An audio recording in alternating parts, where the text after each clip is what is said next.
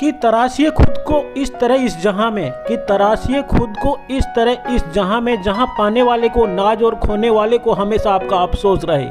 जी हाँ दोस्तों, मैं आपका भाई आपका साथी एस कुमार और मेरा चैनल है एस कुमार मोटिवेशन वीडियोज़। आप मेरे चैनल पे अगर नए हैं तो प्लीज़ मेरे चैनल को लाइक करें, शेयर करें और सब्सक्राइब करें हमेशा ऐसी मोटिवेशन कहानियाँ सुनने के लिए। जी हाँ दोस्तों, कहानी है एक बुद्धि की परीक्षा के ऊपर आधारित। एक बार अकबर के दरबार के अंदर बीरबल से अकबर की थोड़ी अनबन हो गई। इससे अकबर ने नाराज होकर बीरबल को देश से बाहर निकलने के लिए बोल दिया। तभी बीरबल वहाँ से निकल गया, मगर निकलने के बाद में जैसे दोस्तों बोलते हैं कि बीरबल हमेशा अकबर का दाहिना हाथ हुआ करता था। उसके बिना कोई भी निर्णय लेने से पहले अकबर बहुत हताश हो जाता था। जब बीरबल का निर्णय होता था तब ही अकबर आगे कोई कार्य कर पाता था। अकबर ने बोल तो दिया कि उस राज्य से बाहर निकाल दो, मगर निकल भी गया बीरबल। और बीरबल को जब ढूंढने के लिए राजा ने सोचा कि अब बीरबल आने वाला नहीं है, तो उन्होंने अपने गुप्तचरों को, अपने सैनिकों को भेजा कि बीरबल जहाँ कहीं भी है उसे वापस ढूंढ के अपने राज्य के अंदर लेके आओ। मगर सारे सैनिक लगाए गए, मगर कोई बीरबल को नहीं ढूंढ पाया। तब राजन बहुत परेशान हुए। अकबर ने सोचा कि अब क्या करूँ, मैं इसके बिना कुछ कर भी नहीं सकता। तब अकबर को एक उपाय सूझा। उसने बोला कि एक काम करो, गांव के अंदर मुनादी कर दो कि जो आदमी इस घड़े को बुद्धि से भर देगा मैं उसे काफ़ी सारी स्वर्ण मुद्रिकाएं दूंगा। तब ये ऐलान कर दिया गया, गांव के मुखियाओं के पास ये मैसेज भेजा गया एक खाली घड़े को देके कि कोई भी आदमी अगर इसको बुद्धि से भर देता है तो मैं उसे काफ़ी सारी स्वर्ण मुद्रिकाएं दूंगा। उस ऐलान को सुन के गाँव के मुखिया, आसपास के लोग, कोई भी समझ में नहीं पाया कि मैं इसको बुद्धि से कैसे भरूँ।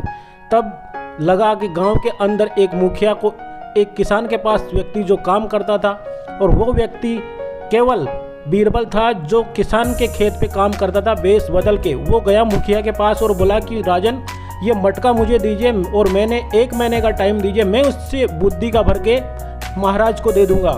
तब ऐसा ही किया गया, मुखिया से मटका लिया गया और बीरबल उसको ले जाके एक खेत के अंदर एक कद्दू का जो बेल होती है उसमें एक छोटा कद्दू लगा हुआ था, उस कद्दू को उस मटके के अंदर डाल दिया और 1 महीने के लिए उसे जैसे ही पानी देता रहा बेल को, और बेल में कद्दू बढ़ता रहा घड़ा उसका।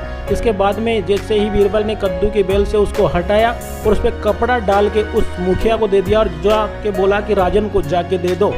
जब वो मुखिया लेके उस मटके को, बीरबल का जो दिया हुआ मटका, उसको लेके राजा के पास पहुंचा, तो राजा ने देखते ही भांप लिया कि ये किसी और का नहीं है, क्योंकि उसके अंदर बीरबल ने बोला था कि इसके अंदर बुद्धि है, आप इसको बिना फोड़े और बिना काटे इसमें से निकाल लेना। जैसे ही अकबर ने उसमें से कपड़े को हटा के देखा तो उसके अंदर कद्दू फंसा हुआ था, वो उसको बिना फोड़े नहीं निकाल सकता। तो राजा समझ गया था कि बीरबल यहीं कहीं है। जैसे ही मुखिया को पकड़ा और मुखिया ने ले जाके बताया तो खुद राजन वहां गए और बीरबल को गले लगाया और माफ़ी मांगी और बोले कि आज के बाद में ऐसा नहीं करेंगे। जी हाँ दोस्तों, ये कहानी मैसेज काफ़ी बड़ा देती है कि आपके अंदर अगर टैलेंट है तो आपको हमेशा उस जगह पे आपकी उतनी ही वैल्यू होगी जहां पहले थी। तो आप अपनी वैल्यू को बढ़ाइए। जिस प्रकार से अकबर का कभी काम बीरबल के बिना अधूरा रहता था, आप भी ऐसे ही मैसेजफुल बनिए जिससे आप